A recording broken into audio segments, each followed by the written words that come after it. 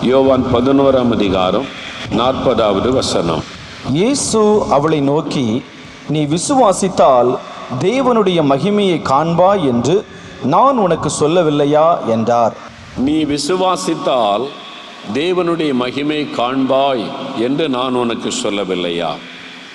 இந்த சம்பவம் நடந்த காரியம் நமக்கு தெரியும்.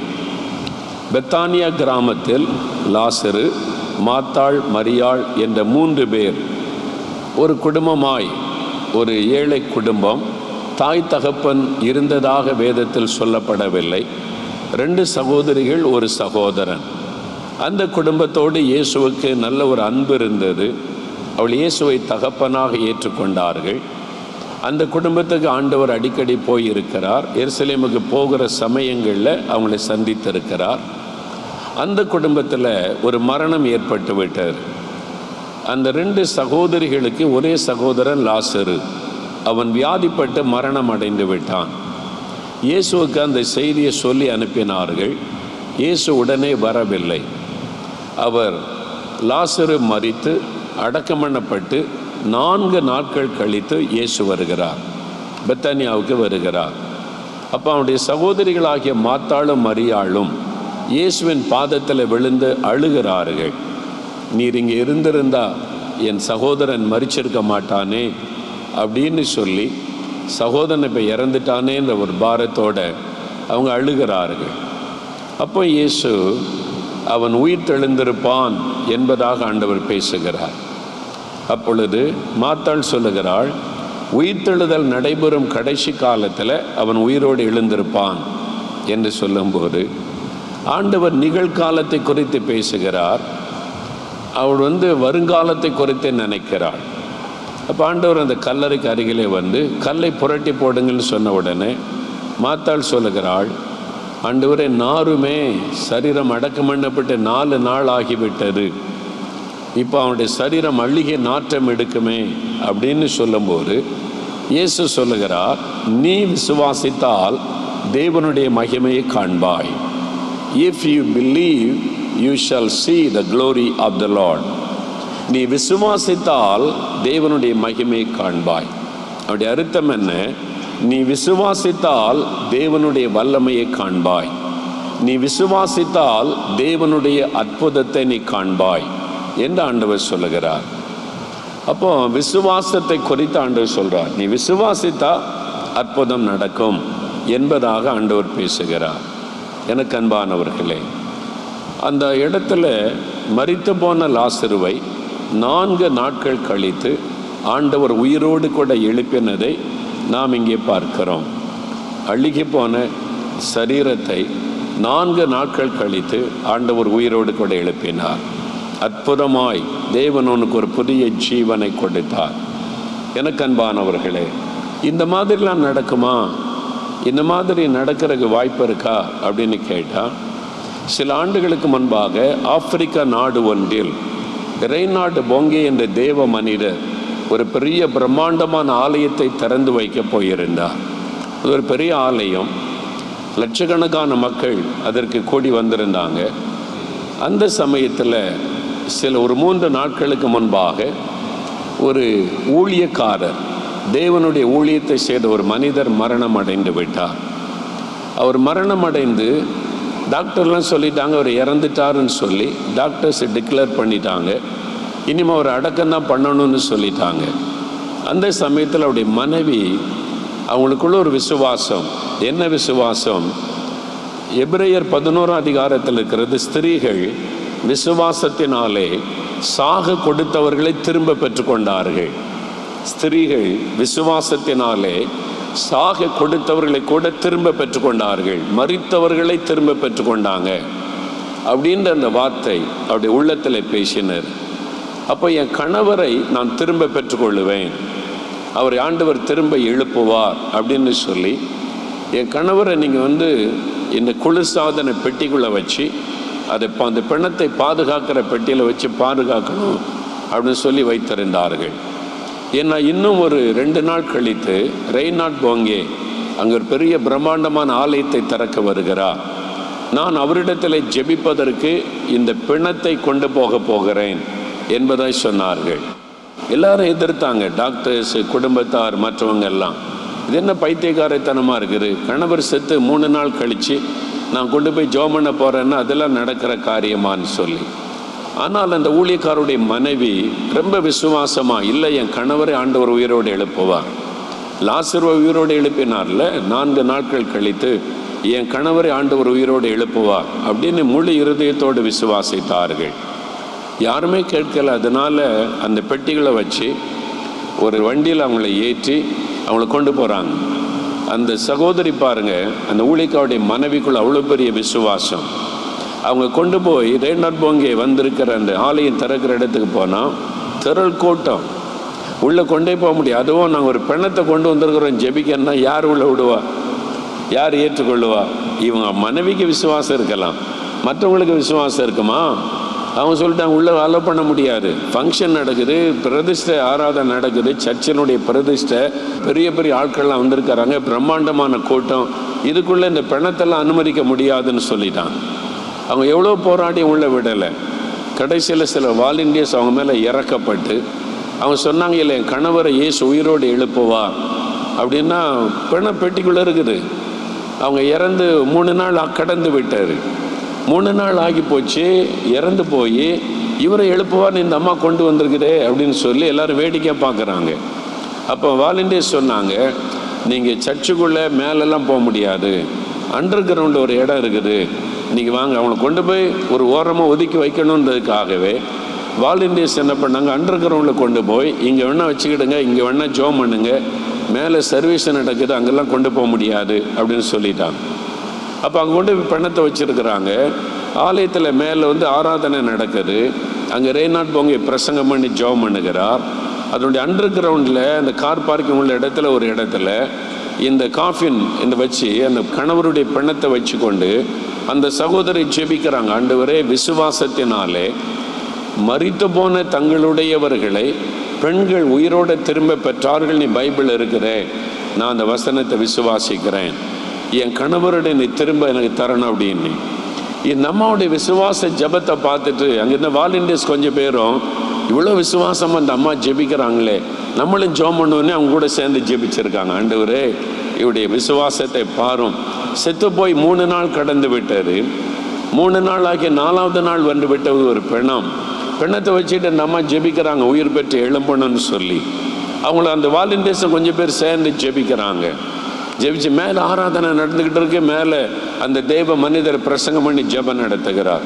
இவங்க விடாமல் ஜெபிக்கிறாங்க. ஆண்டவரே, நான் விசுவாசிக்கிறேன், என் கணவர் திரும்ப வருவார், என் கணவரை திரும்ப தருவேன்னு சொல்லி பாருங்க. செத்து போய் 3 நாள் கடந்து ஒரு பெண்ணத்தை வச்சுக்கிட்டு அவங்க அவ்வளோ விசுவாசமாக ஜெபிக்கிறாங்க. ஜெபித்துக்கிட்டே இருக்கிறாங்க. சில மணி நேரம் ஆகிவிட்டார். திடீர்னு அவருடைய கால் பெருவிரல் அசைய ஆரம்பித்தார். அல்லேலூயா. அவனுடைய கால் பெருவிரல் அசைய ஆரம்பித்தது. ஒரு சின்ன அசைவு உண்டானது. பார்த்தாங்க, செத்து போன பிணத்துக்குள்ள உயிர் வந்து விட்டாரு. கால் விரல் அசைகிறாரு. இன்னும் விசுவாசத்தோட இன்னும் தீவிரமாக ஜெபிக்க ஆரம்பிச்சாங்க. இப்போ கை அசைய ஆரம்பித்தது, கால் அசைய ஆரம்பித்தது. கொஞ்ச நேரத்தில் செத்து போன அந்த மரித்து போய் 3 நாட்கள் கழித்த அந்த சரீரத்துக்குள்ள ஜீவன் வந்து விட்டாரு. அவர் உயிர் பெற்று எழும்பினார். அல்லேலூயா, அல்லேலூயா. ஆப்பிரிக்காவில் உண்மையாக நடந்த சம்பவம். இன்றைக்கும் அவர் உயிரோடு இருக்கிறார் என்று நான் நம்புகிறேன். சிடிலெல்லாம் அதை வெளியிட்டிருக்கிறாங்க. அதை எடுத்து அவர் உயிர் பெற்று எழும்பி விட்டார். எப்படிங்க அது நடந்துச்சு? அந்த மனைவியனுடைய விசுவாசம், அந்த சகோதரியினுடைய விசுவாசம், செத்து போன என் கணவர் உயிரோடு ஆண்டவர் எழுப்புவார் என்கிற அந்த விசுவாசம். ஆண்டவர் இந்த விசுவாசத்தை கனப்படுத்தினார். அப்போ லாசரு மரித்த 4 நாள் கழிச்சு உயிரோடு எழுப்பின ஆண்டவர் இன்றைக்கும் அதே விதமான அற்புதம் செய்கிறார். அப்போ ஆண்டவர் எதிர்பார்க்கிறது என்ன? விசுவாசம். ஆண்டவர் சொல்றார், இஃப் யூ பிலீவ், நீ விசுவாசித்தால். இன்னைக்கு ஆண்டவர் உங்களை பார்த்து சொல்றார், நீ விசுவாசித்தால் நீ சுகத்தை பெற்றுக்கொள்ளுவாய். நீ விசுவாசித்தால் உனக்கு ஒரு அற்புதம் நடக்கும். நீ விசுவாசித்தால் நான் உனக்கு அற்புதம் செய்வேன். ஆண்டவர் அதான் உங்களை பார்த்து சொல்லுகிறார். கேன்சர் வியாதி இருக்கட்டும், ஆஸ்துமா வியாதி, அதுக்கு என்ன இது தீர்க்க முடியாத வியாதின்னு டாக்டர் சொல்லிட்டாங்க. அதனால் என்ன, செத்து போய் நாரி போன சரீரத்தை உயிரோடு எழுப்புகிற ஆண்டவருக்கு இந்த வியாதியெல்லாம் சுகமாக்குவது பெரிய விஷயமே கிடையாது. அல்லேலூயா. ஒன்னே ஒன்று ஆண்டவர் கேட்கிறார், இஃப் யூ பிலீவ், நீ விசுவாசித்தா போதும். இஃப் யூ பிலீவ், நீ விசுவாசித்தார். ஆண்டவர் அதை இங்கே தனிப்பட்ட முறையில் கேட்கிறார். நீ மோகன்லாஸ் எல்லாம் பார்க்காத, இந்த ஊழியக்காரர் ஜோம் பண்ணி எனக்கு எதை செய்திருவாரு பண்ணிடுவார், நீ விசுவாசிக்கிறியா என்ன? இயேசு கேட்கிறார். இன்னைக்கு உங்களை பார்த்து ஆண்டவர் இயேசு கேட்கிற காரியம் என்னன்னா, டு யூ பிலீவ் மீ? நீ என்ன விசுவாசிக்கிறியா? இயேசுவாகிய என்னை நீ விசுவாசிக்கிறியா? நீ விசுவாசித்தால் நான் உனக்கு அற்புதம் செய்வேன். மோகன்லாஸ் எல்லாம் அற்புதம் செய்ய முடியாது. நீ அவரை பார்த்துக்கிட்டு இருக்காரு, ஊழியக்காரனை பார்த்துக்கிட்டு இருக்காரு, உனக்கு அற்புதம்லாம் நடக்காது. நான் இங்கே உலாவி கொண்டு இருக்கிறேன். ஆண்டவர் சொல்றார், நான் இங்கே உலாவி கொண்டு இருக்கிறேன். நான் உனக்கு அற்புதம் செய்வேன்னு விசுவாசிக்கிறியா? நான் உனக்கு விடுதலை கொடுப்பேன்னு விசுவாசிக்கிறியா? அது ஆண்டவர் கேட்கிற கேள்வி. நான் விசுவாசிக்கிறேன்னு சொன்னால் ஆண்டவர் அற்புதம் செய்வார். ஆண்டவர் சொல்ல, நீ விசுவாசித்தால் தேவனுடைய மகிமையை காண்பாய், அற்புதத்தை காண்பாய். நீ விசுவாசித்தா நீ சப்பானியா இருந்தாலும் எழுப்பி நடந்துட முடியும். இன்னைக்கு ஆண்டவர் செஞ்சிருவார். நீ கண் தெரியாத ஆளாக இருந்தாலும் கண் ஆண்டவர் திறந்துருவார். உன்னுடைய விசுவாசம் ஒன்று தான் ஆண்டவர் எதிர்பார்க்கிறார். எவ்வளோ பணம் வச்சிருக்க, எவ்வளோ காணிக்கை கொடுப்ப, அதெல்லாம் இயேசு கேட்கல. அவருக்கு அதெல்லாம் தேவையில்லை. உன்னுடைய விசுவாசம், அவர் மேலே வைக்கிற விசுவாசம், அதுதான் பொன்னை காட்டிலும் விலையேற பெற்றது. பொன்னை காட்டிலும் விலையேற பெற்றது நம்முடைய விசுவாசம் என்று வேதம் சொல்லுகிறார். அப்போ எதை நான் விசுவாசிக்கணும்? இப்போ அதற்கு அடுத்த கேள்வி, எதை நான் விசுவாசிக்கணும்? எதை விசுவாசித்தா எனக்கு அற்புதம் நடக்கும்? நான் சில காரியத்தை நீங்கள் புரிந்து கொள்ள வேண்டாமாய் சொல்கிறேன், நல்ல கவனிங்க. எதை நீங்கள் விசுவாசித்தால் நீங்கள் அற்புதத்தை பெற்றுக்கொள்ள முடியும்? எதை நீங்கள் விசுவாசித்தால் உங்கள் வாழ்க்கையில் அற்புதம் நடக்கும், விடுதலை பெற்றுக்கொள்ள முடியும்? முதலாவது, நீங்கள் சுகமாயிருப்பதை இயேசு விரும்புகிறார் என்பதை நீங்கள் விசுவாசிக்கணும். நீங்கள் சுகமாக இருக்கணும், நீங்கள் ஆசீர்வாதமாக இருக்கணும், நோய் இல்லாமல் இருக்கணும், அதுதான் இயேசுடைய விருப்பம். அதை நீங்கள் விசுவாசிக்கணும்.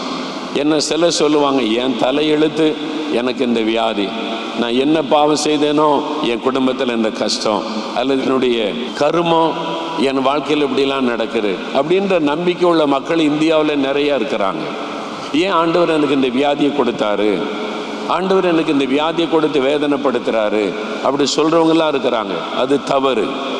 இந்த தவறான நம்பிக்கை நம்முடைய வாழ்க்கையில் சாபத்தை கொண்டு வரும். அது ஆண்டவரை குற்றப்படுத்துகிற காரியம். ஆண்டவர் எனக்கு வியாதியை தந்துட்டாரு, ஆண்டவர் தான் என்னை இப்படி வேதனைப்படுத்துகிறாரு. அப்படி அவர் வேதனைப்படுத்துகிற தேவன் அல்ல. அப்படி நம்ம பேசக்கூடாது. அதுவே ஒரு பாவம். நம்ம சுகமாக இருக்கணும்னு ஆண்டவர் விரும்புகிறார், நம்ம ஆசீர்வாதமாக இருக்கணும்னு ஆண்டவர் விரும்புகிறார்.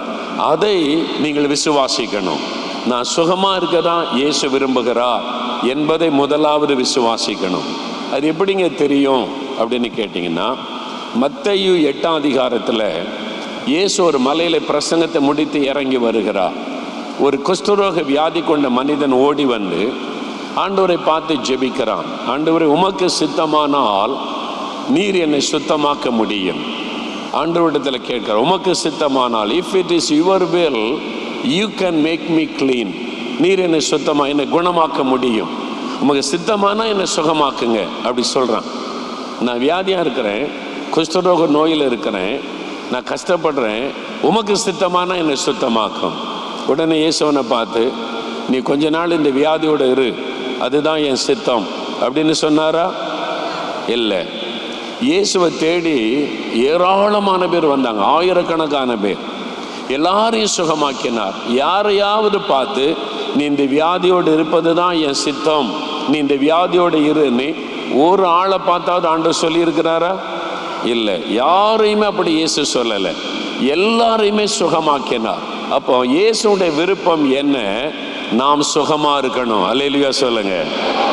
நாம் சுகமா இருக்கணும்ன்றதான் இயேசுடைய விருப்பம். நீங்கள் வியாதியோடு இருக்க வேண்டும் என்பது இயேசுடைய விருப்பம் அல்ல. முதல்ல அதை விசுவாசிக்கணும். நான் சுகமாய் இருப்பதை இயேசு விரும்புகிறார். என் ஆண்டவர் கேட்கிறார். நான் சுகமா இருக்கணும்னு ஆண்டவர் விரும்பி பாருங்க, 38 வருஷம் பெதஸ்தா குளத்தின் அருகே ஒரு வியாதியஸ்தன் படுத்திருக்கிறான்.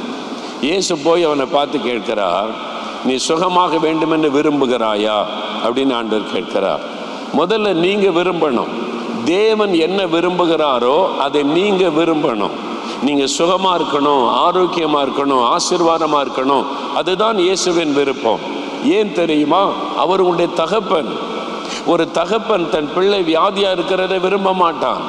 ஒரு தகப்பன் தன் பிள்ளை கஷ்டப்படுவதை விரும்ப மாட்டான். உலக பிரகாரமான பொல்லாத தகப்பன்மார்களே அப்படி இருக்கும்போது அவர் நமக்காக உயிரையே கொடுத்த பரம தகப்பன். நம்ம வியாதியில கஷ்டப்படுவதை அவர் விரும்புவாரா? அவர் விரும்ப மாட்டார். நம்ம சுகமா இருக்கணும், அதுதான் ஆண்டவருடைய விருப்பம். முதலாவது அதை விசுவாசிங்க. அப்போ எனக்கு இந்த வயிற்று வலி இருக்கு, அப்போ எனக்கு இந்த கேன்சர் இருக்குது, அப்போ எனக்கு இந்த ஆஸ்துமா வியாதி இருக்குது, அப்போ எனக்கு கிட்னி பாதிக்கப்பட்டு போச்சு அப்படின்னா அது தேவனுடைய விருப்பம் அல்ல. அந்த வியாதி தேவனுடைய விருப்பம் அல்ல, இயேசுடைய விருப்பம் அல்ல. இயேசு உங்களை சுகமாக்கத்தான் விரும்புகிறார். அப்போ அந்த வியாதி ஏன் வந்துச்சு? வேறு காரணம். யோவான் 10:10 இயேசு சொல்லுகிறார், திருடனாகிய பிசாசு ஒருவன் இருக்கிறான், அவன் திருடவும் கொல்லவும் அழிக்கவும் வருகிறான். இந்த திருடனாகிய பிசாசு தான் வியாதியை கொண்டு வருகிறான். யோபுக்குள்ள வியாதியை கொண்டு வந்தது யாரு? பிசாசு. அந்த வியாதியை கொண்டு வந்தது சாத்தான். அப்போ நமக்குள்ள வியாதியை கொண்டு வருவது, நஷ்டப்படுத்துவது, நம்மை பாவத்துக்குள்ளாக்குவது, சாபத்துக்குள்ளாக்குவது, நம்மைக்கு விபத்தை உண்டாக்குவது, மரணத்தை கொண்டு வருவது, தீமையான எல்லாமே சாத்தானிடத்திலிருந்து வரக்கூடிய காரியம். என்றால் அவன் திருடன், அவன் பொல்லாதவன், அவன் நம்ம மீது பொறாமை கொண்டு எழும்புகிற பொல்லாத சாத்தான், நம்மை ஏமாற்றி வஞ்சிக்கிறவன். ஆண்டவர் நம்ம சுகமா இருக்கணும்னு விரும்புகிறார். அப்போ முதலாவது நீங்க அதை விசுவாசிங்க. நான் சுகமா இருக்கணும்னு தான் ஆண்டவர் விரும்புறாரு. நான் இந்த வியாதியில் இருக்கிறது ஆண்டவர் விரும்பல. அப்போ இயேசு உங்களை சுகமாக்க விரும்புகிறார்னு அர்த்தம். அல்லேலூயா சொல்லுங்க. நீங்க சுகமா இருக்கணும்னு அவர் விரும்புகிறதுனால இன்றைக்கு அவர் உங்களை சுகமாக்க போகிறார். நீங்க சொல்லுங்க, ஆண்டவரே நான் சுகமா இருக்கிறதை நீர் விரும்புகிறதற்காய் ஸ்தோத்திரம் அப்படின்னு துதிக்கணும். எத்தனை பேர் விசுவாசிக்கிறீங்க? அல்லேலூயா. எழுந்துருங்க. நம்ம விசுவாசத்தை வெளிப்படுத்துகிற நேரம் இதுதான். நம்முடைய விசுவாசத்தை வெளிப்படுத்தி அற்புதத்தை பெற்றுக்கொள்ளுகிற நேரம்.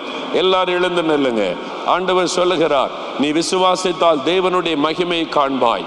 If you believe, you shall see the glory of the Lord. If you believe, you shall see the miracle of the Lord. If you believe, you will receive the miracle healing. If you believe, you will receive the miracle deliverance. If you believe, நீ விசுவாசித்தால் உனக்கு சுகம், நீ விசுவாசித்தால் உனக்கு விடுதலை, நீ விசுவாசித்தால் இப்ப அற்புதம். Thank you Jesus, thank you Jesus. விசுவாசத்தை அறிக்கையிடணும். இயேசுவே நான் விசுவாசிக்கிறேன், என் நோய்களை சிலுவையிலே சுமந்து விட்டீர், என் நோய்களை சிலுவையிலே சுமந்து விட்டீர், என்னை சுகமாக்க சிலுவையிலே பாடுபட்டீர், என்னை சுகமாக்க சிலுவையிலே அறையப்பட்டீர். நான் அதை விசுவாசிக்கிறேன். உம்முடைய தழும்புகளால் குணமாகிறேன், இயேசுவின் தழும்புகளால் குணமாகிறேன். உம்முடைய தழும்புள்ள கரம் என்னை தொடட்டும். ஆண்டவரே, இப்பொழுது உம்மிடத்திலே வல்லமை உண்டு. உம்முடைய வல்லமை நான் விசுவாசிக்கிறேன். I believe your power. உம்முடைய வல்லமையை நான் விசுவாசிக்கிறேன். தகப்பனே, உம்முடைய பிள்ளைகள் அப்பா உம்முடைய பாதபடியில வந்து காத்து கிடக்கிறாங்க ஆண்டவரே. ஐயா, காத்து இருக்கிறாங்க ஆண்டவரே. இயேசு என்னை சுகமாக்குவார், எனக்கு ஒரு விடுதலை உண்டாகும், எனக்கு ஒரு சுகம் உண்டாகும் என்று காத்து கிடக்கிறாங்கப்பா. என் மனைவியை நீங்க சுகமாக்குவீங்க, என் குழந்தைய சுகமாக்குவீங்க, என்னை நடக்க வைப்பீங்க அப்படின்னு வந்து காத்து இருக்கிறாங்கப்பா. இந்த மக்களை பாருங்க ஆண்டவரே. மனதுருக்கமுள்ள தேவனே, இரக்கமுள்ள தகப்பனே, இவங்களுக்காக சிலுவையில மரித்தீரே, இவங்களுக்காக சிலுவையில ரத்தம் சிந்தினீரே, இவருடைய நோய்களை எல்லாம் சிலுவையில சுமந்தீரே. தகப்பனே, அதை நினைத்தருளுங்கப்பா, நினைத்தருளுங்கப்பா. எனக்கு இறங்கினீரே, இந்த பிள்ளைகளுக்கு இறங்குங்க. ஒவ்வொருத்தரையும் தொடுங்க, ஒவ்வொருத்தரையும் தொடுங்க அப்பா, ஒவ்வொருவரையும் தொடுங்கப்பா. நீங்க தொடுங்கப்பா. உங்களுடைய வல்லமை உங்களுக்குள்ள இறங்கட்டப்பா, உங்களுடைய வல்லமை இறங்கட்டப்பா. பிதாவே, உம்முடைய குமாரனை சிலுவையில ஒப்பு கொடுத்தீரே. பிதாவே, இயேசுவின் நாமத்தினால் அற்புதங்கள் அடையாளங்கள் நடக்கட்டும். பிதாவே, உம்முடைய கரத்தை நீட்டுங்கப்பா. உம்முடைய குமாரனாகிய இயேசுவின் நாமத்தில் அற்புதங்களும் அடையாளங்களும் நடக்கும்படி, பிணியாளிகளை குணமாக்கும்படி உம்முடைய கரத்தை நீட்டுவீராக, தொடுவீராக. இயேசுவே, உம்மிடத்திலிருந்து வல்லமை புறப்பட்டு சென்று யாவரையும் குணமாக்கிற்று என்று நாங்கள் வாசிக்கிறோமே, அந்த வாசனம் இங்கே நிறைவேறுவதாக, அந்த வார்த்தை நிறைவேறுவதாக, உம்முடைய வல்லமை புறப்பட்டு வருவதாக, ஒவ்வொருவருக்குள்ள பாய்ந்து வருவதாக, வியாதியின் கட்டுகள் அறுக்கப்படுவதாக, நோயின் கட்டுகள் அறுக்கப்படுவதாக, சாத்தானுடைய கட்டுகள் அறுக்கப்படுவதாக, சுகம் உண்டாவதாக. இயேசுவின் சுகமளிக்கிற வல்லமை ஒவ்வொருவருக்குள்ளும் இறங்குவதாக. Touch everybody, O Lord. Touch everybody, O Lord. வல்லமை தொடுவதாக, வல்லமை தொடுவதாக, ஒவ்வொருவரை வல்லமை தொடுவதாக. Thank you, Jesus. Thank you, Jesus.